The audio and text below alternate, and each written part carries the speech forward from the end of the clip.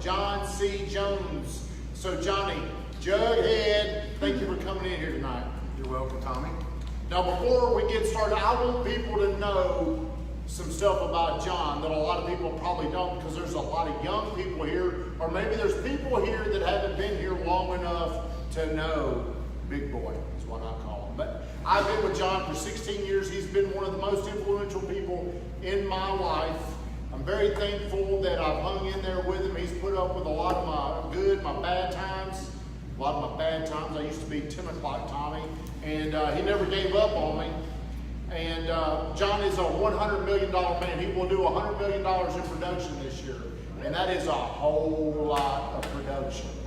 But if you go back to John's story, whenever I started working for him in 2003, he was by far the #1 producer in this town. And when I say by far, I remember one time we calculated, you probably don't remember this, but we calculated up #2, #3, and #4, and combined how much volume they were doing in real estate, and they still did not equal what he was doing.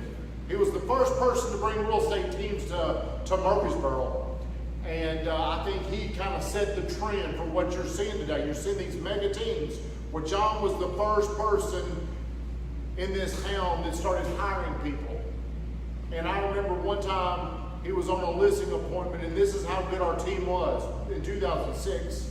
He showed the average production of most of the realtors in this town, and it was like 8 or 9 units. I remember ours was over 40 deals per person. I don't know if you remember that, but John's numbers were just staggering compared to everybody else's. And he didn't have a lot of people. He had good people. And I think the reason why is because he demanded excellence. And it was a true honor to walk around and tell people, hey, I work for John. I work for Big Boy. And about a year into being there, people started coming up to me. It made a difference.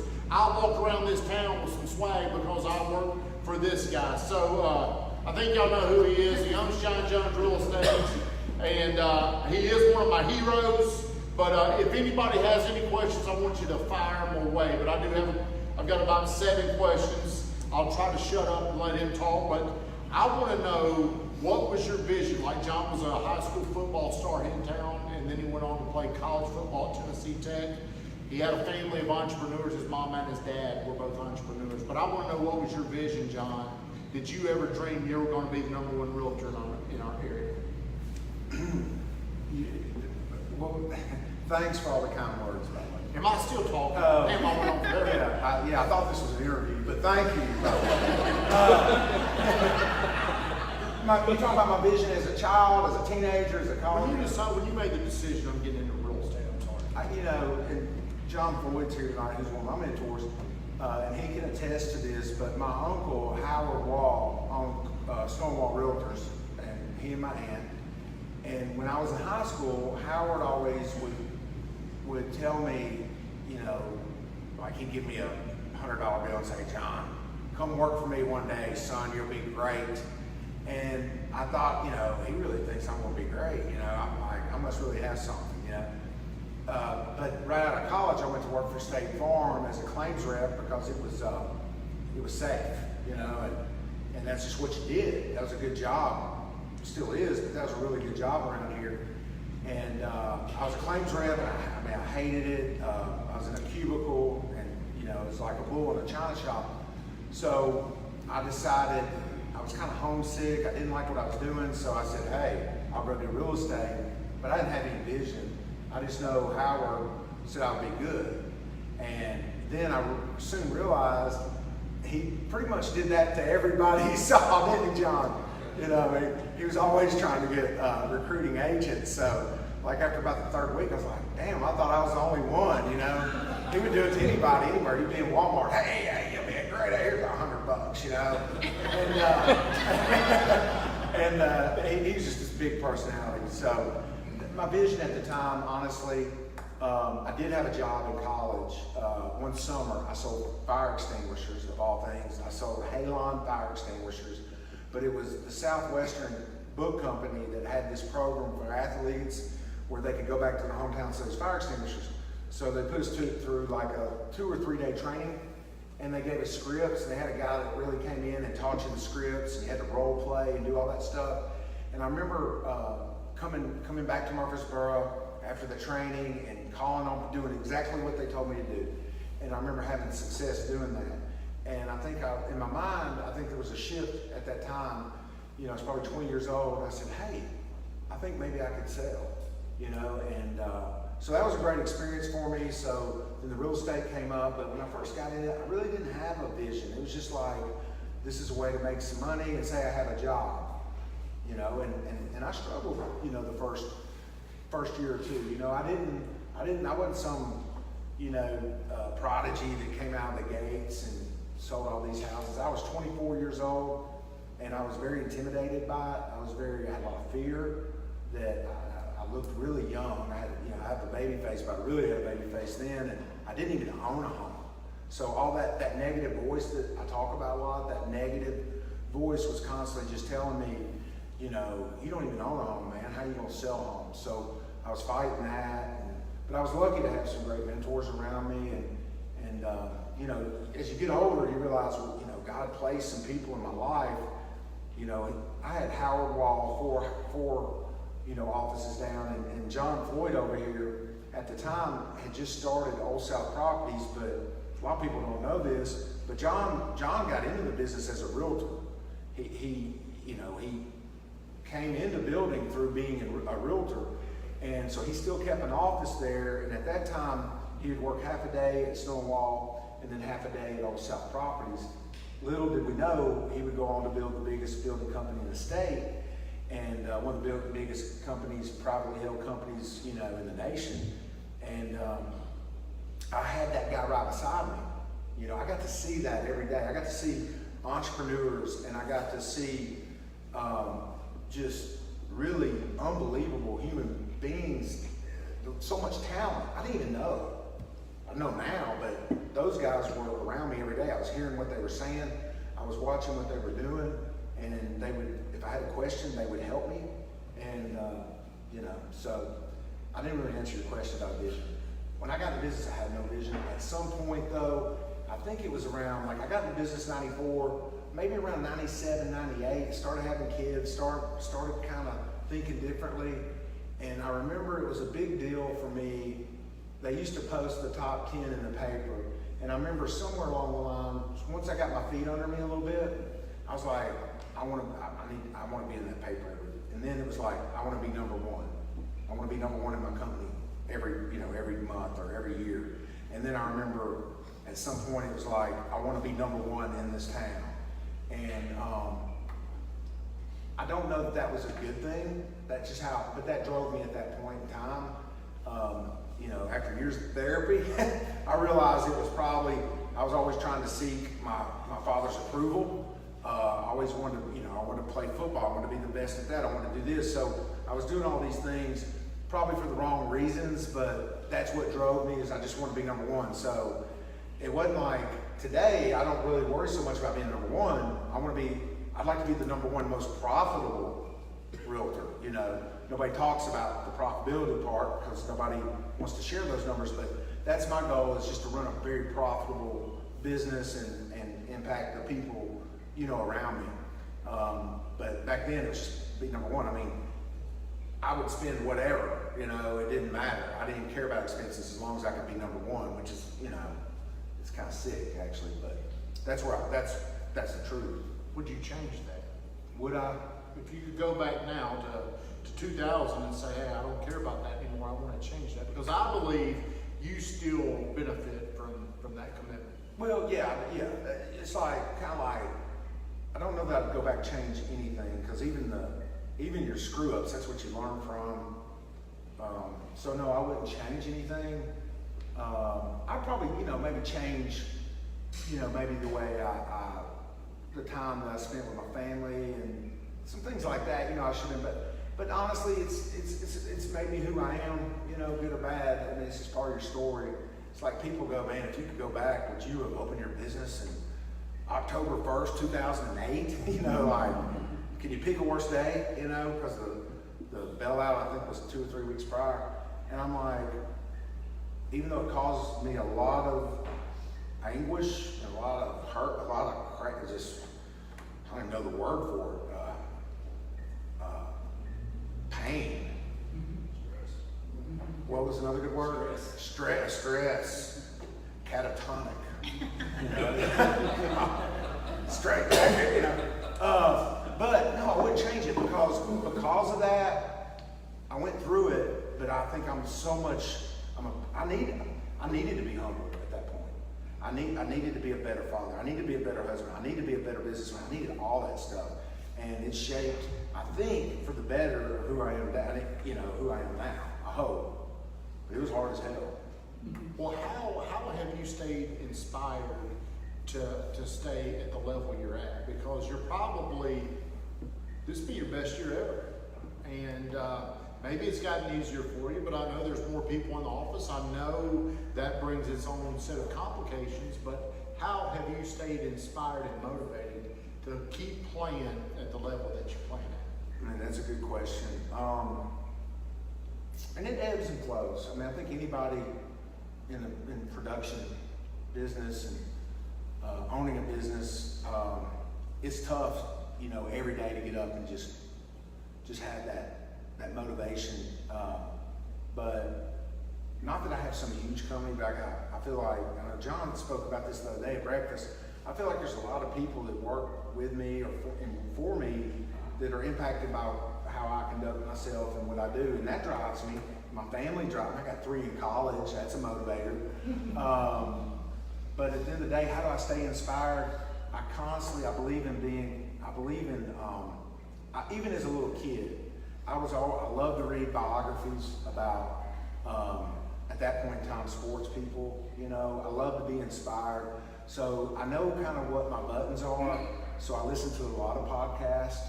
I love to hear interviews of successful people in whatever, whether it's an athlete, a politician, business person, entrepreneur. So I listen to a lot of podcasts and I read a lot. I'm a big believer in reading. You know, I can't remember who said this quote, but they say the difference between, you know, a person today and a year from now or 5 years from now will be the people that they've met and the books they've read. So I feel like I'm a continual learner, and that keeps me inspired. Like movies, I love Netflix because I like documentaries. I don't like science fiction because that stuff ain't gonna happen. I like to be inspired by what I'm watching. So even a real movie, like I like movies that are like slice of life that could actually maybe happen. You know, I know everything's Hollywood a little bit, but those are the movies I like. Like I don't like them. I never liked cartoons, even as a kid, because that's make believe. I like stuff that can really happen because I think it inspires me. I'm inspired. I want to be moved by a movie. I can't be moved by my daughter's gonna kill me for this Star Wars, because that shit ain't gonna happen. You know. So I mean, it's whatever. It doesn't even entertain me because I'm like. So I don't know what inspires me. What keeps me inspired? Just constantly trying to be around good people and reading good books and listening to good podcasts and stuff like that. You know, I agree with the movie stuff. I watch TV shows or programs because of the characters on there. Sometimes I want to borrow a little bit of what they have and say, you know what, I want to be like Bobby Axelrod on Billions. Does anybody here watch Billions? I want to be like those guys. There's these people. Better Call Saul. You want to be Denny Crane. I mean, there's people out there that you watch and you say, hey, I want to be like that person. Hey, if anybody's got any questions, throw your hands up and I'll make sure that I answer it. I feel like I know you as well as anybody outside of your immediate family. And I would say 2 things have been very instrumental in shaping you today. One was meeting Ralph Roberts. The other was going through the 2008 crash. Tell me the good and bad of what you took from those events. From Ralph Roberts, he was a guy that back in the late 90s that wrote a book and said that he was selling 600 homes a year.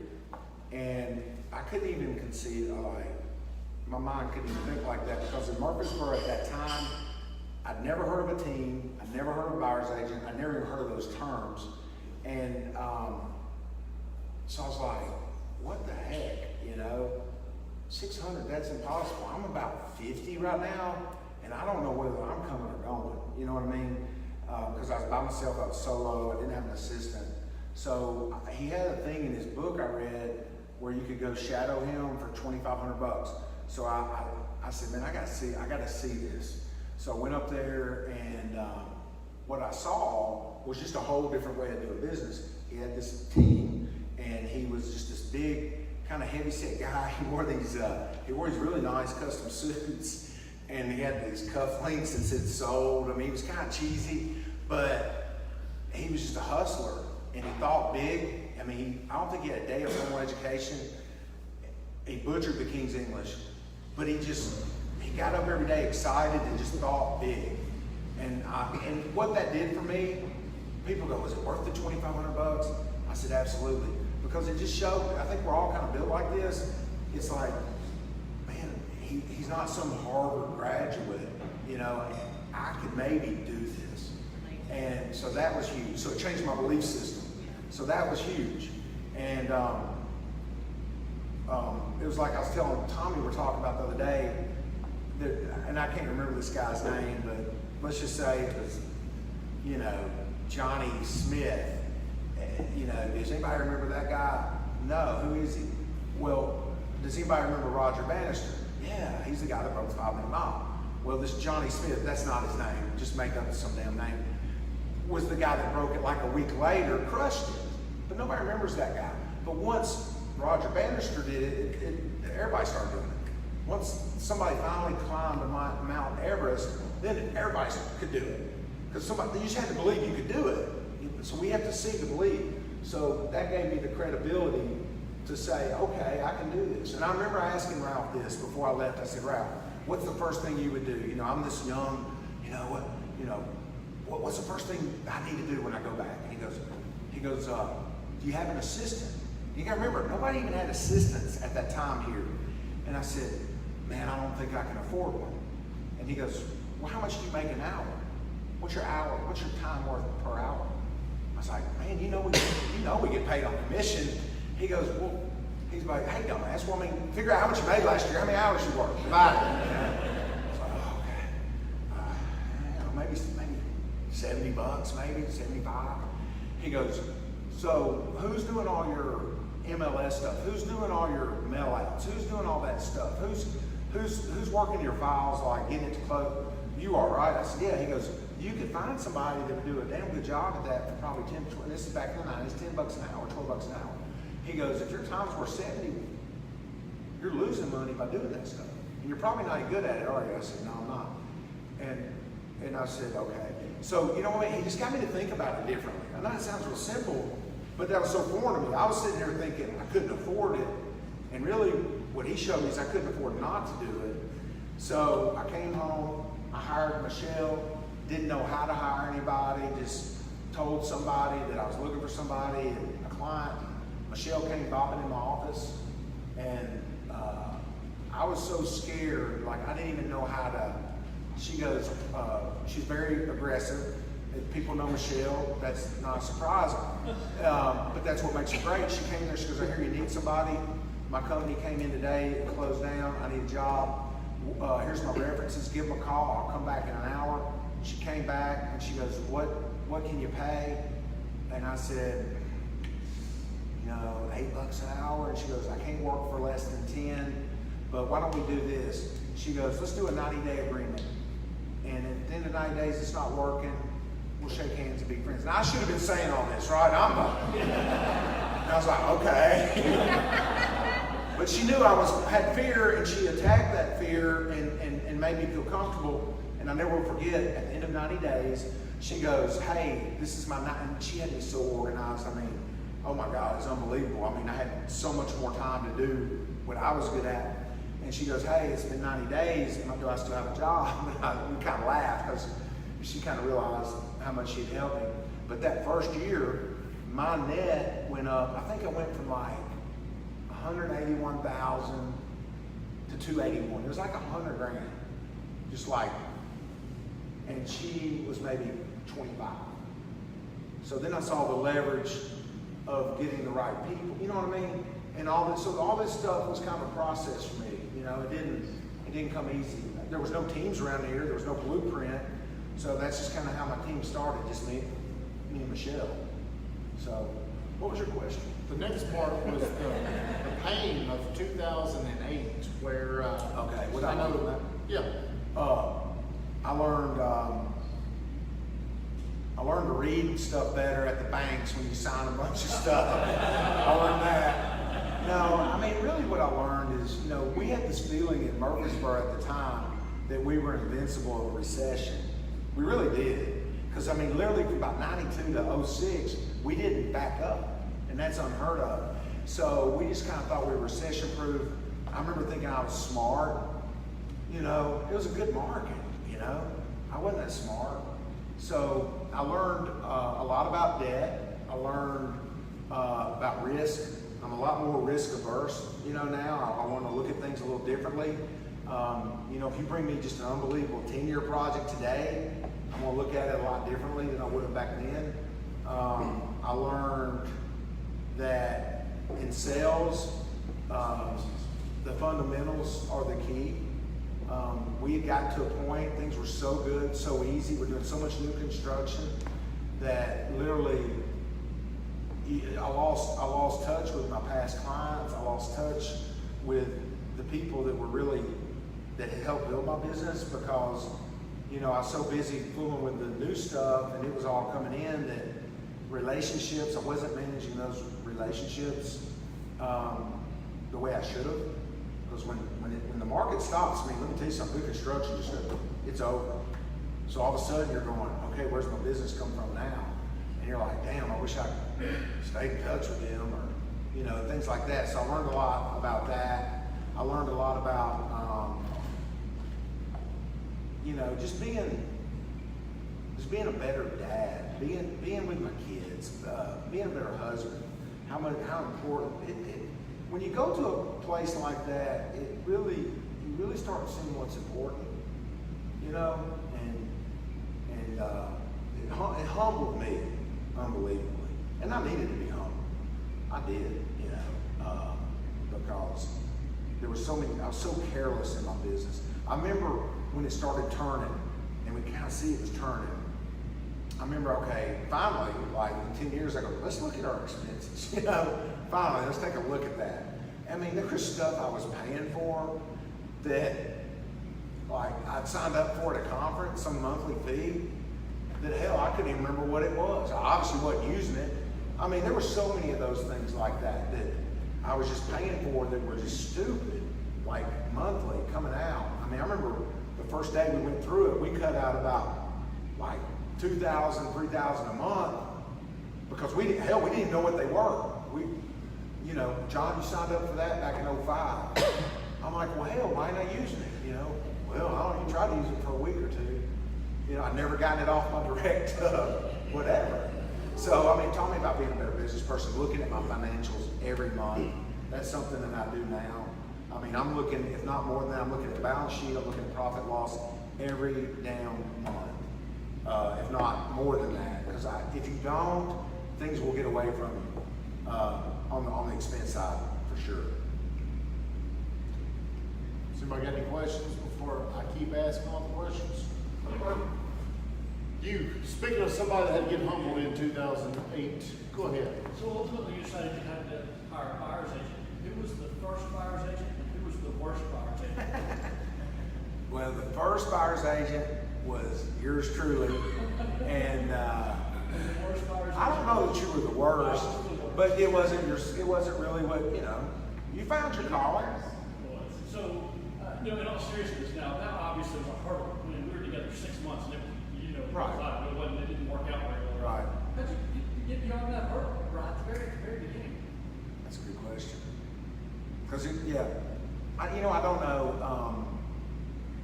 We didn't work. It wasn't working because I would give Scott a lead, like a hot lead, and on Monday, and I would say Thursday, I'd say, "Hey man, how'd that work out? Did you sell him something?" You know what? I gotta call him. You know, I was like, good God. It wasn't real aggressive.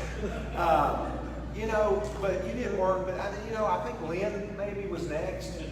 And Lynn came, Lynn Harrison, who's with Old South, he came over and it worked. And then I had, I can't remember who was next. And I kept adding buyer's agents, and some worked, some didn't work. What I had a hard time with was, especially with administration people, salary people. I had this thing that if it wasn't working right away, I could change them. I could really make a difference. And that doesn't usually work. People ask me all the time, what do you think the number one ingredient is to being a great salesperson, a great agent? And I unequivocally say, it doesn't matter if you're an introvert, it doesn't matter if you're an extrovert. In fact, sometimes introverts are better salespeople because they don't overthink it. They just do what you tell them. They use the scripts. They don't get emotional like us, an extrovert. But work ethic. And that's why I try to tell my kids. I think my generation of parents, we really, I think, crippled our kids. Helicopter parents. When I was a kid, you got dropped off at football practice. Hell, you rode your bike to football practice. We used, the parents in my generation, we have to stay out there and watch them. But I'm part of that problem, Myron. But I tell them, guys, if you'll work hard, you'll always have a job. You will always have a job.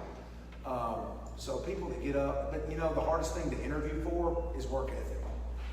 I had a guy tell me one time, he was a big car dealer here in town, and hiring car salespeople, that he would really pay attention to how they walked across the parking lot, and he wanted fast walkers. And he thought that meant, and he said more times than not that was true. If they were just that's usually kind of how they were in their work ethic. And if they were fast walkers, and I don't know if you watch John Floyd, have you ever seen him walk? He's a little shuffling. He just kind of shuffles, but he's quick. He's explosive, small movement, small sudden burst. But so I think there is some truth to that. But work ethic is to me the key ingredient in a successful salesperson. Okay. Hey, so we've talked about the great things, and some of the bad things, and now you're 49. Hey, 49 years old. He's got there quick. What do you feel like looking back now? What's important? What's important to the big guy?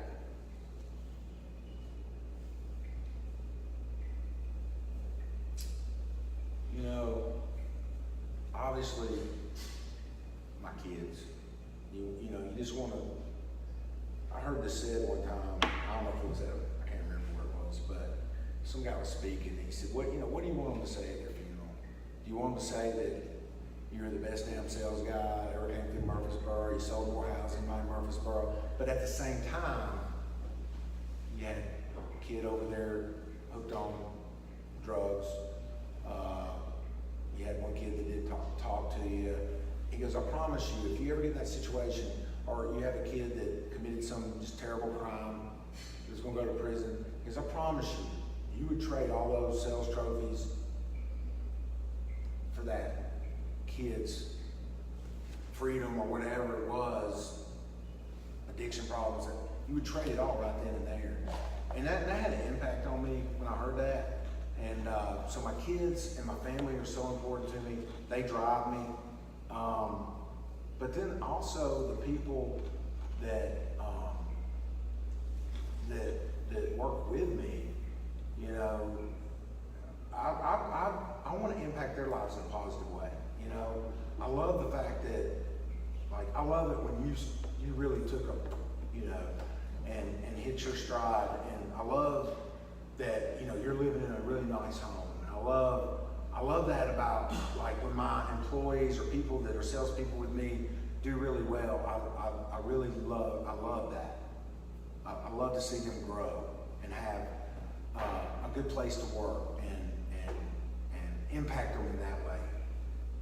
And I'd like to impact this community. I don't want to just be a guy that kept all, not that I made any kind of crazy money, but I like being generous when I can. I want to give it and help this community. I love helping high school athletics because that was so important part of my life and how I, but the man I became is very influential. So I love helping Black Siegel, Oakland. I don't care. People like my Riverdale. I went to Riverdale. My kids played at Oakland, and people were like, "Oh, why do you give to Black?" And I said, "Well, there's kids over there, right? Right? I want to help them. And they're probably kidding a little bit, but it's true. I just want to help kids in this town. I want this to be the best community it can possibly be. So if I can impact it in some way, I want to do it in a positive way. And I didn't think like that 10 years ago or 15 years ago. I wish I had included this earlier, but both of his sons played at Oakland, and he had a great friend. One of his best friends was Oakland's football coach. And I don't know if you've ever been around high school athletics where you're always out fundraising, you're always needing money. Well, Oakland they wanted a jumbotron. And that was something that John, he took on the fundraising, and I think he even probably signed the note, raised the money. I think it was like $250,000. And I remember how, he took on this project like it was his own. Calling people, raising money on, and I don't know how many people have ever raised money, but it sucks. It's no fun to call up because you get a lot of no's. You make people feel uncomfortable. It's very awkward. But he took that on, and he really didn't get a benefit out of that. He did that because, like what he's saying, he was close to the program. But that says a lot about somebody. It says a lot about somebody when they'll do that. So that's something that I do tell people. I wish more people knew that story. Do we have any questions before I keep moving? What time is it? I don't even know how long we've been going. I don't have my 6:01. Okay. We're going to go about 10 more minutes. Curry, do you have a question? So being a smaller boutique firm, which I kind of relate to. Right. Do you have aspirations of growing that bigger? Do you like having, your employee count to be so much? And when looking to grow, are you very specific on, your hires, or, how do you That's a good question. what are you looking for? As in, you can be very profitable being small, Right. right? Right. Or do you want to, grow that? Right, and I guess it's, you have to look at, everybody has to look at their own personal situation. And the real estate company is one stream of my income, been a very important, it's kind of the one that stirs the pot. But then, I've gotten into development and then rental properties, and some other things, and all relate to real estate. But the rental properties are kind of a hedge against the market because, if people aren't buying, they have to rent. So that's kind of a hedge, even though it's the same industry. But, I've thought about that a lot. Like, do I want to be big, whatever. And I've come to the realization is I don't want to play the numbers game. I just want good quality, good people, great people, because what I did realize early on is I'm not a manager. I'm not a really good manager. I'm a terrible manager. I'm kind of a leader, but I'm not a really good day-to-day manager. And I didn't want to get in that game. I wanted to use some of the other things that I have in my life to help maybe build wealth and create revenue. And I chose to just keep it small, but do it good, do it really good, and try to create my niche because we do a lot of things at our company that we probably ought to advertise more, but like we do a guaranteed sale, where if somebody, if we can't sell their house, we can buy it. Or if somebody wants to go out here and make an offer on a house, but they won't take a contingency, we can go ahead and guarantee it and then have time to sell it. We do a fixer-upper program, which I had to be real careful about advertising it because you kind of get into the whole loan disclosure thing. But basically, if somebody has a house, good working class couple, they got this house, and I know putting paint and carpet and slicking it up for $10,000 makes it worth another $25. But when you tell them that, they kind of give you that look, which they just don't have the cash sitting around. And so we'll get the work done for them, We don't charge them any interest or anything, and half the time, you know, we don't lien the house because then we're getting into the mortgage thing. We just pay us back at closing. So I haven't been burned on it, but that's a win-win for a client. That's like I'm putting more money in your pocket, and so we try to do things like that separate us because our business is becoming somewhat disruptive. You know, you've got the $500 companies that put your home on the MLS. You've got this open door where they just buy your house and they charge you 6.5% and they use the spread and then they just try to sell it themselves. You know, all this stuff going on. So I feel like, you know, we just need to be really good and offer services and have a certain level of knowledge that can help people that discount things can't help people, you know. And I think we've got to do a better job of differentiating ourselves and showing the public that we are different. Because I think the general public gets the idea of Motel 6 and Ritz-Carlton. They know, okay? But I don't know that we have done a great job of the public really knowing the difference between certain realtors and certain companies and this, that, and other, you know. So we need to do a better job of probably doing that. That's good stuff. It's a good question. Great question, carry on. Any questions before I ask my last question? Uncle Bill, you look inquisitive over there. No dumb questions. Well, here's my Only dumb question. people. Here's my question. I want you to answer this in terms of your financial obligations or financial responsibility or financial loss opportunity. What is the biggest mistake that you've made?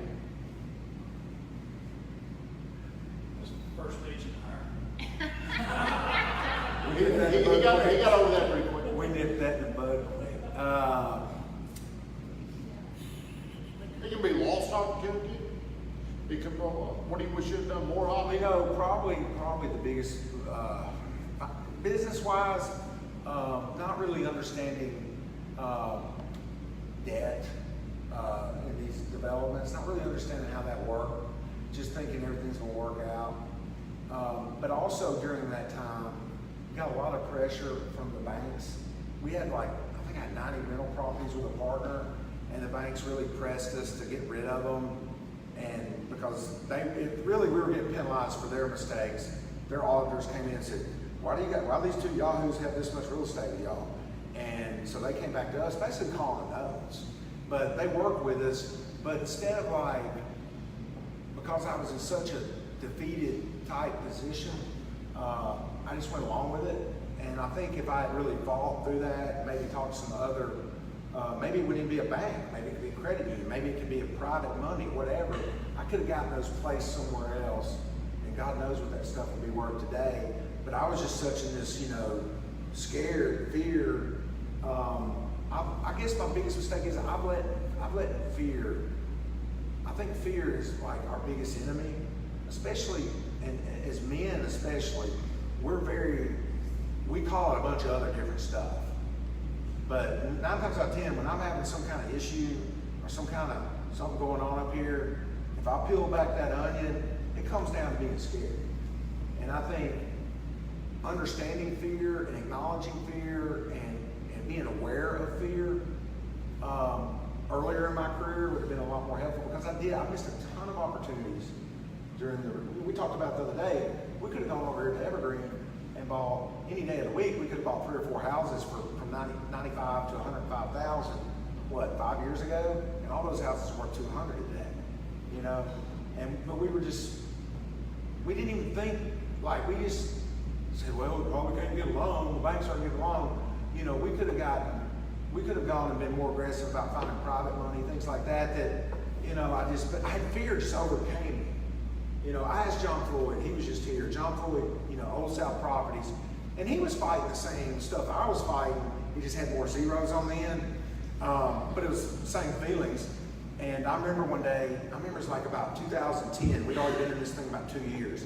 So all of a sudden, you just start really thinking goofy. You start thinking, maybe this is the way it's going to be forever. I mean, you really do start thinking that way. And you're just like, because every day you're fighting, you know. And I remember going to Floyd and I said, hey man, what do you think? Is this ever gonna change? And I remember him looking at me going, well, I've just kind of deduced it. I've taken it down to this. Are people still having sex? And I was like, yeah, they are. He goes, okay, that means they're gonna still have children. They're gonna have a place to live. I think we're gonna be okay. I mean, that's how simple our thinking was. I mean, we had to take it down to that, like, are people just gonna rent the rest of their life? They're gonna buy homes, and it's like, yeah, they're still procreating, so yeah, they gotta live in something, but that's how the fear had you. It really had its grasp on you. So I don't know, I'm a big believer in the mistakes I made. Sometimes turned out to be the best thing ever happened to me. So it's tough for me to probably my biggest mistakes were like parenting. Probably should have made my kids do more work, stuff like that. I probably were the dumbest thing, Business, I think the mistakes that I made in business just taught me something, so was that really a mistake? No, it was more of education. I think you gotta look at it that way, because if you don't, you'll just play the victim, woe is me, opposed to, damn, I just lost 50,000, but wow, I learned something, and then move on, Do you wish you would have bought? Do you wish you were buying more real estate? Do you wish you would have held more? Was that a mistake? Yeah. Scotty over here. Yeah. What is your thought on that? Do you wish you'd have bought more? Oh, yeah, absolutely. Well, it's kind of like I was saying about those rental properties. I should have figured out a way to keep those things. We're making our payments. We were cash flowing. It's just the bank said they didn't want the paper. We assumed no other bank would have taken it. Somebody would have taken it.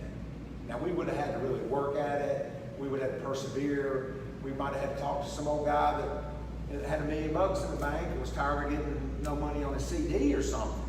Hey, we'll give you 5%. We could have figured out. We'll give you a deed of trust. We could have figured that out. And God, it probably worth double.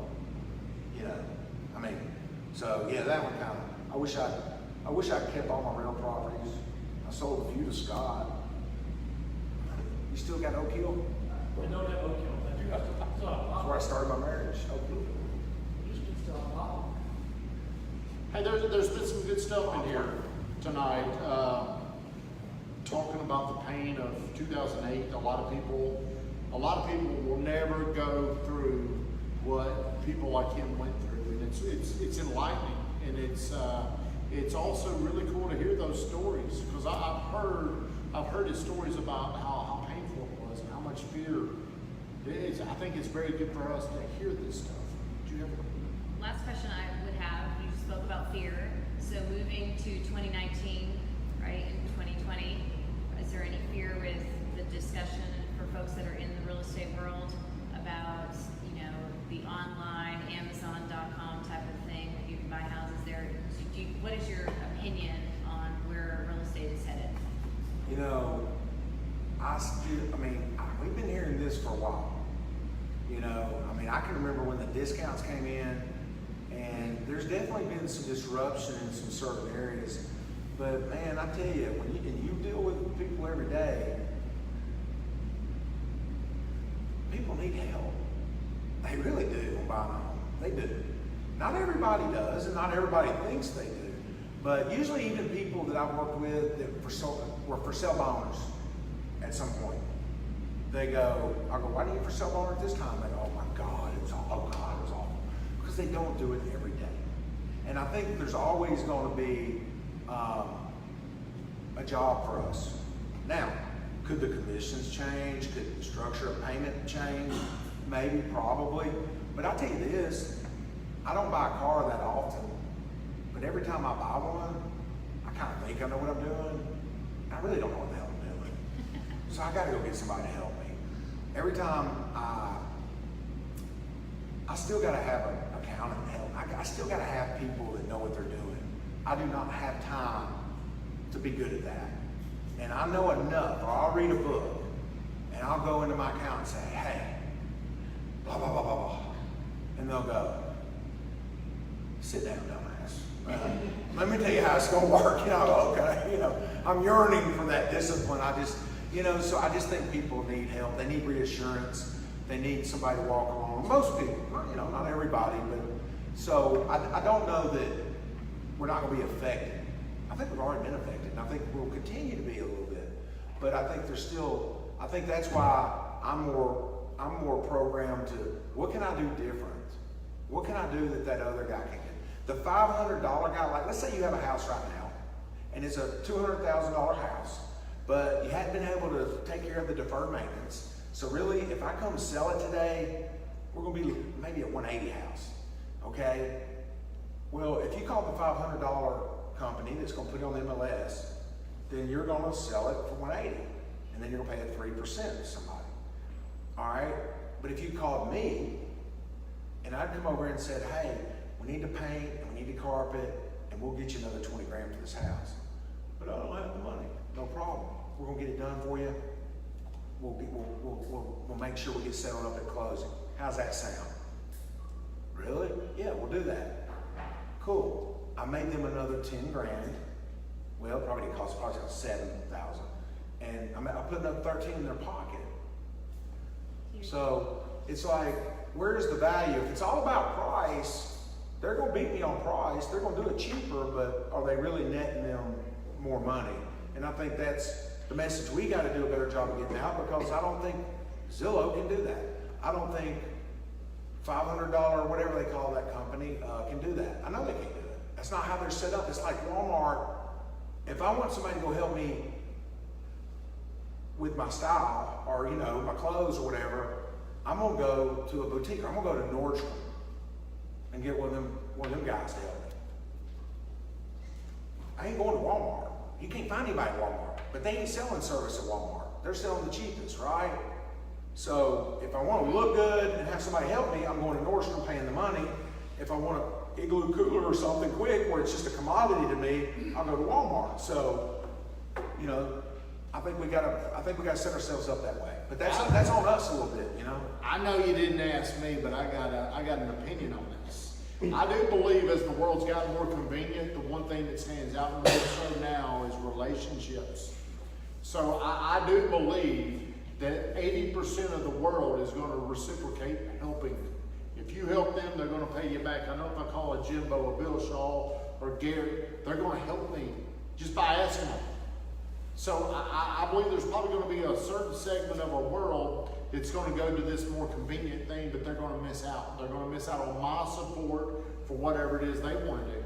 So I believe relationships, good tight relationships. I was talking to the new kid over here, Haley, and she was talking she's got like 3 or 4 friends she was talking to. I'm like, hey, whoa, you got to have 300 or 400 people that you're friends with. The way you can stand out today is by having more relationships. That's the purpose of doing this. I need 135,000 people to know who I am. That's why I do all that bullshit on Facebook. I want everybody to know me. That's the whole reason why I do that. So I believe the way you can stand out moving forward is just knowing more people.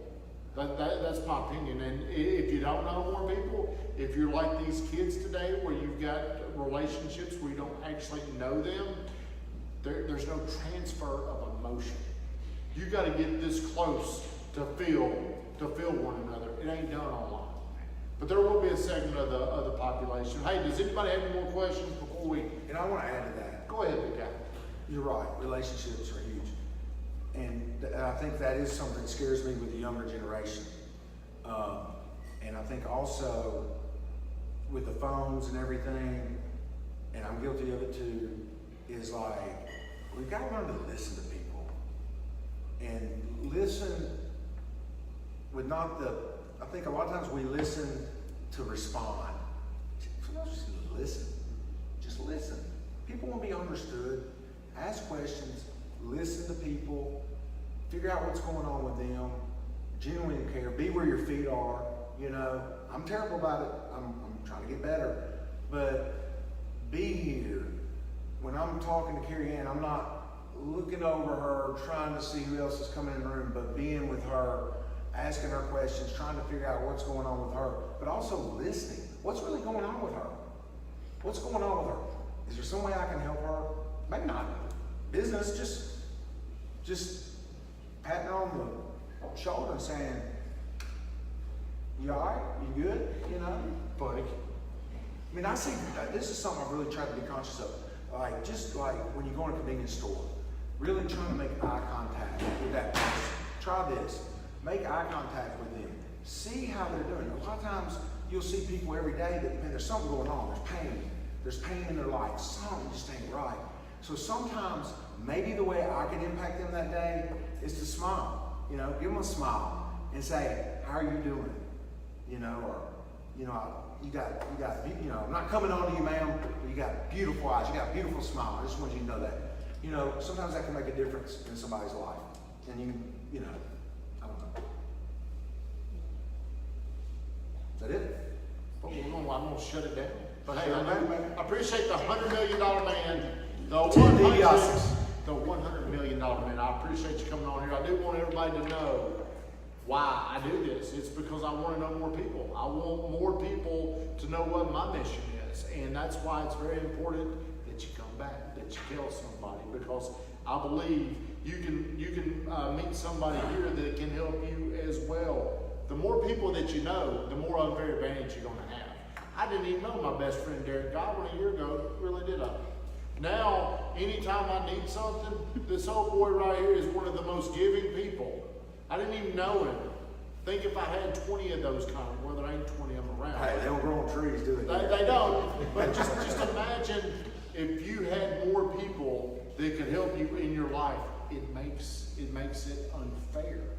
He might be tired of carrying your ass around. He probably would, but hey, he's a good guy. But hey, we'll be back next Wednesday. Remember, the purpose is to come, to hang out, to bring people. So I want you to focus on bringing more people. I appreciate you coming out here